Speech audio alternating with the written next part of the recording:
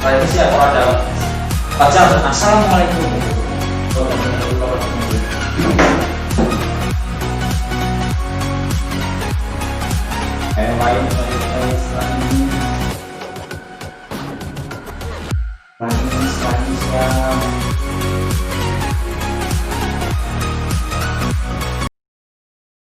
Assalamualaikum warahmatullahi wabarakatuh. Selamat pagi anak-anakku kelas 8A, B, C, dan kelas 8DE. Selamat berjumpa lagi dengan Ibu Sri Egowati di sini dalam materi ilmu pengetahuan sosial. Bagaimana kabar anak-anak semua di rumah? Semoga anak-anak semua dalam keadaan baik di rumah dan dalam keadaan sehat. Semangat terus ya dalam mengikuti pembelajaran jarak jauh, dan semoga kalian tidak patah semangat walaupun belajar di rumah. Nah, untuk kali ini Ibu akan menyampaikan materinya masih sama seperti pertemuan yang kemarin, pertemuan yang pertama, yaitu tentang interaksi keruangan antar negara-negara ASEAN. Nah, kali ini yang akan dibahas adalah kondisi geografis negara-negara anggota ASEAN. Nah, di sini kondisi geografis negara-negara ASEAN, kamu nanti bisa mempelajari materi. Nah, materi apa? Materinya itu masih sama seperti yang pertemuan yang pertama, yaitu tentang negara-negara ASEAN. Dan tentang negara ASEAN tentunya kamu sudah tahu, yaitu ada 10 negara. Nah, negara itu ada yang negara tetap, yaitu ada 5 negara yang ikut mendirikan negara ASEAN, dan ada 5 negara yang dalam masuk negara ASEAN itu menyusul sampai dengan tahun 1998. Nah, untuk negara-negara itu nanti kamu bisa melihat di dalam tampilan di berikut ini, yaitu di PowerPoint. Marilah kita simak tentang materi ilmu pengetahuan sosial, yaitu kondisi geografis negara ASEAN.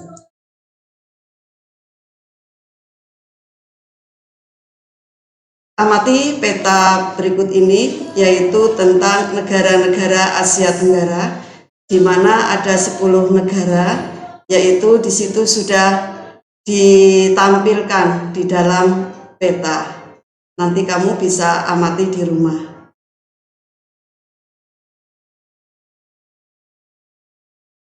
Nah, letak geografis negara-negara ASEAN, kamu lihat profilnya, yaitu ada 10 negara, di antara yang ada 11 negara, yang 10 negara itu yang menjadi negara ASEAN, yang satu itu yang belum bergabung, yaitu negara Timor Leste.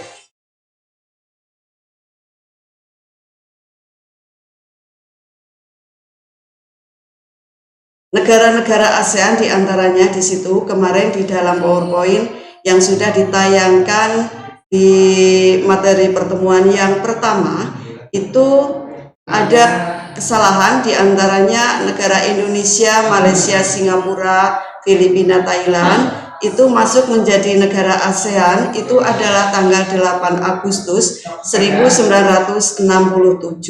Sedangkan yang lain itu menyusul, diantaranya untuk Brunei Darussalam itu tanggal 7 Januari 1900, itu bukan 800, 1994, 1984. Vietnam itu tahun 1995, disusul Laos dan Myanmar dan Kamboja. Ini sekarang letak astronomis. Nah, letak astronomis negara ASEAN kemarin sudah dibahas. Mempengaruhi apakah letak astronomis negara-negara ASEAN? Tentunya kalian itu sudah tahu, yaitu letak astronomis ASEAN akan mempengaruhi iklim.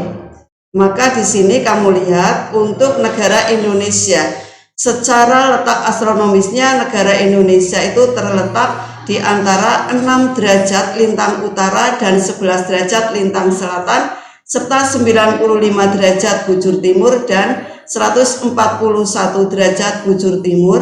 Nah, di situ negara Indonesia itu mempunyai iklim tropis. Nah, batas dari iklim tropis itu berapa derajat lintang utara dan berapa derajat lintang selatan?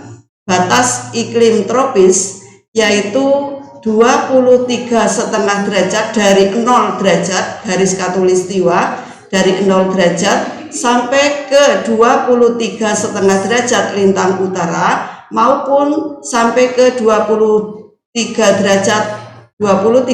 derajat lintang utara. Itu batas iklim tropis. Sedangkan 23,5 derajat baik lintang utara maupun lintang selatan sampai dengan 40 derajat itu adalah iklim subtropis. Nah, iklim sedang itu 40 derajat sampai dengan 66,5 derajat baik lintang utara maupun lintang selatan. Dan yang adalah ada iklim dingin atau iklim kutub itu yang dari 66,5 derajat baik lintang utara maupun selatan sampai dengan 80 derajat. Ini iklim dingin. Nah, di situ kamu bisa melihat untuk letak lintang dan letak bujurnya. Nah, letak bujur itu yang membedakan daerah waktu atau perbedaan waktu. Perbedaan waktu kemarin sudah dicontohkan di negara Indonesia sendiri itu mempunyai 3 perbedaan waktu. Tentunya kalian masih ingat kan, yaitu waktu Indonesia Barat, waktu Indonesia Tengah, waktu Indonesia Timur. Ini contoh dari perbedaan waktu. Yang selanjutnya ini adalah negara Indonesia. Ini karena letaknya itu ada di lintang utara dan lintang selatan, berarti untuk negara Indonesia posisinya yang 6 derajat 0 sampai 6 derajat lintang utara itu ada di belahan bumi utara, Pulau W, Aceh. Sedangkan yang 0 sampai 6 derajat lintang selatan itu ada di belahan bumi selatan. Sedangkan yang negara Myanmar ini seluruhnya ada di belahan bumi utara, termasuk juga Malaysia itu ada di belahan bumi utara. Nah, ini profil negara Indonesia, profil negara-negara anggota ASEAN. Ini tidak mungkin akan dijelaskan seluruhnya. Di sini profil negara Indonesia, yaitu diantaranya ada, ini bukan profil batas negara Indonesia. Jadi semua negara ASEAN itu mempunyai batas, baik batas utara, batas timur, batas barat, ataupun batas laut. Nah, untuk negara Indonesia, kalau secara letak geografisnya itu adalah terletak di antara 2 samudra dan 2 benua, yaitu Samudra Hindia dan Samudra Pasifik, serta benua Asia dan benua Australia.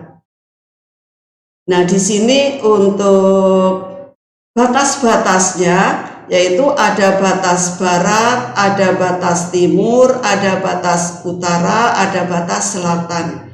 Batas utara itu berbatasan dengan negara Singapura, Malaysia, Laut Cina Selatan, dan Selat Malaka. Kalau dengan Malaysia bagian timur, negara Indonesia batasnya adalah darat. Kalau dengan Singapura adalah batasnya laut. Sedangkan sebelah timur itu ada Papua New Guinea dan Samudra Pasifik. Sebelah selatan Samudra Hindia dan sebelah barat juga Samudra Hindia. Sehingga negara Indonesia itu dikelilingi oleh samudra atau oleh laut. Ini adalah posisi batas-batas negara Indonesia. Nah, ini walaupun Timur Leste tidak termasuk negara ASEAN, tapi di sini termasuk negara-negara Asia Tenggara. Ini Timur Leste, nanti kamu bisa mempelajari ini Malaysia ya. Malaysia ini negara tetangga kita dan Singapura. Nah, di sini untuk Malaysia ini kamu lihat negara-negara yang berbatasan dengan negara Malaysia, diantaranya kamu bisa lihat di situ, termasuk Singapura, Brunei Darussalam, Thailand, Kamboja, Laos, Myanmar, Filipina, dan Vietnam. Nah, Vietnam, posisi Vietnam itu yang termasuk negara yang berbentuk semenanjung. Nah, negara yang berbentuk semenanjung diantaranya adalah negara Myanmar, Filipina, bukan Filipina, Myanmar, Thailand, Malaysia, Kamboja. Ini diantaranya yang berbentuk semenanjung. Sedangkan negara Indonesia, Filipina adalah berbentuk kepulauan. Nah, untuk negara Myanmar ini kemarin sudah dibahas, mempunyai dua iklim, yaitu iklim tropis dan iklim subtropis. Masih ingat bagian manakah Myanmar yang mempunyai iklim tropis dan yang mempunyai iklim subtropis? Nah, Myanmar itu yang mempunyai iklim subtropis adalah yang terletak di 28 derajat lintang utara, yaitu Myanmar bagian utara. Sedangkan Myanmar bagian tengah dan selatan itu beriklim tropis. Maka untuk mata pencaharian di negara-negara Asia Tenggara adalah bercocok tanam atau dalam bidang pertanian. Nah, Filipina ini kemarin ya sudah juga dibahas. Ini Filipina ini mempunyai negara yang terletak di paling timur, yaitu di pantai Samudra Pasifik. Nah, di sini untuk negara-negara Asia Tenggara ini adalah mayoritas penduduknya adalah suku Mongol. Nah, suku Mongol atau Mongolia, ada suku Mongolia, ada suku Melayu atau ras Melayu. Negara manakah yang mempunyai ras Melayu? Yaitu negara-negara antara lain adalah negara Indonesia, negara Singapura, negara Malaysia. Selebihnya adalah negara-negara yang berada di ASEAN atau negara ASEAN itu beras Mongolia. Ciri-cirinya apa ras Mongolia? Yaitu kulitnya kuning langsat dan rambutnya lurus, matanya sipit. Tentunya kamu sudah tahu seperti apakah, yaitu seperti orang-orang Cina, itu ras Mongolia. Ini profil. Nah, kamu lihat profil negara-negara Asia Tenggara atau profil negara-negara ASEAN. Ada profil negara Indonesia, negara Malaysia, negara Singapura, negara Thailand, negara Filipina, dan ke-10 negara ada di sini. Ibu contohkan di sini profil negara Indonesia. Negara Indonesia dengan kepala negara presiden, kepala pemerintahan juga presiden. Ibu kota Jakarta, hari kemerdekaan tanggal 17 Agustus. Tahunnya tahun berapa? Tahun 1945. Tapi hari kemerdekaan diperingati setiap tanggal 17 Agustus. Bahasa resmi negara Indonesia adalah bahasa Indonesia yang berasal dari bahasa Melayu. Namun di negara Indonesia kemarin sudah dijelaskan banyak sekali bahasa yang ada, yaitu bahasa daerah sesuai dengan suku bangsanya.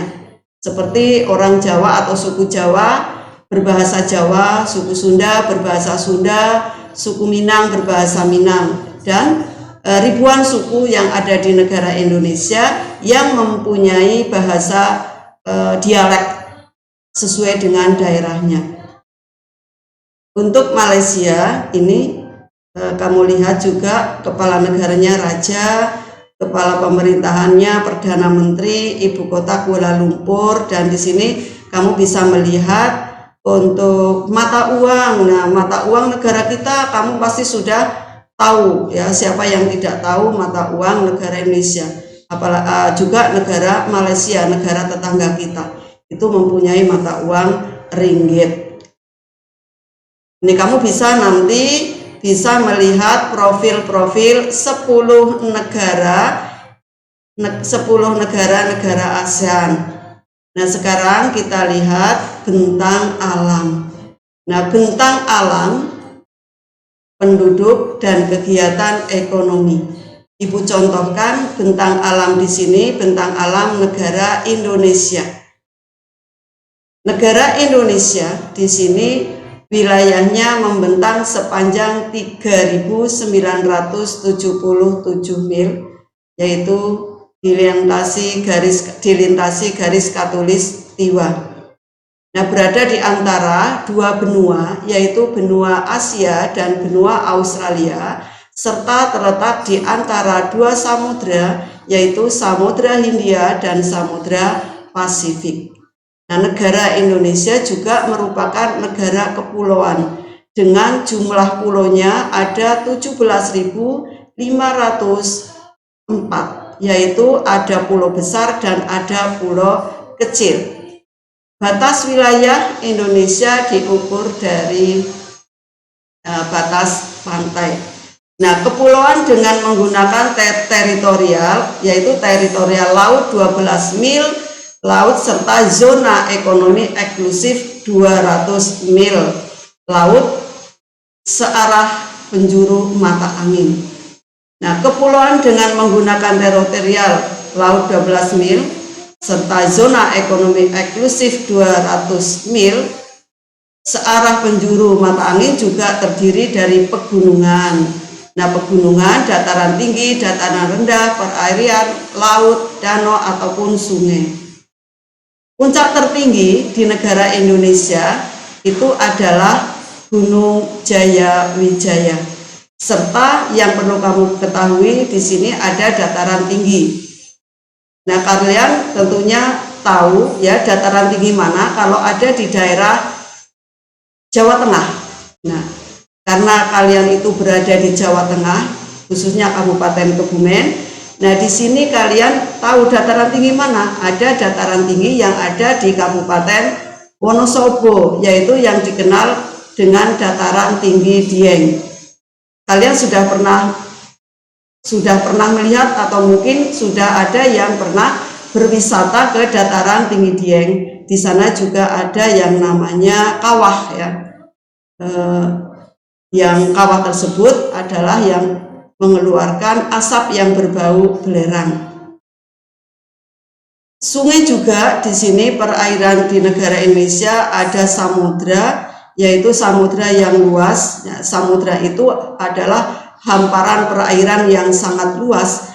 Di negara Indonesia ini tentunya ada, yaitu di Pulau Jawa ada yang namanya Samudra Hindia, atau dikenal kemarin Ibu bilang adalah Laut Selatan. Kemudian ada danau. Nah, danau itu kamu bisa melihat juga, walaupun belum pernah melihat dengan mata kepala sendiri, tapi sudah pernah melihat tayangan-tayangan di YouTube ataupun di gambar-gambar, yaitu ada Danau Toba, Danau Mindanao ya ini. Nah, kemudian apa sih kegiatan ekonomi negara-negara ASEAN? Tentunya kecuali Singapura. Singapura itu adalah kegiatan ekonomi utamanya adalah perindustrian. Satu-satunya negara ASEAN yang paling maju adalah, atau dikatakan negara maju, adalah negara Singapura, yaitu dalam bidang ekonomi, menitik beratkan dalam bidang perindustrian. Selain negara Singapura, yaitu dalam bidang perekonomiannya menitik beratkan yang pertama dalam pertanian dan perdagangan, perindustrian, pariwisata.